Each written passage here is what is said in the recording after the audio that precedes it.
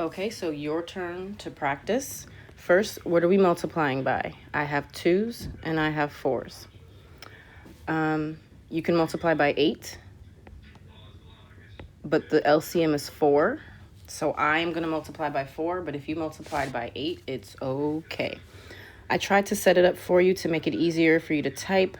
I don't know if this is going to help or not, but I hope it does. So I'm going to multiply everything by 4. So 1/2 gets multiplied by 4, and then there's the R.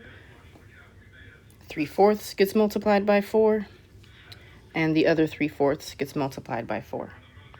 So half of 4 is 2R plus 3 equals 3 times the quantity of negative 3R minus 5.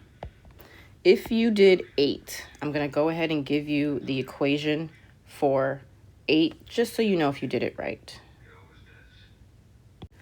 So I'm not going to do the work, but half of 8 would be 4, so that would be 4R. Everything's just going to be doubled. Plus 6 equals 6 times the quantity of negative 3R minus 5.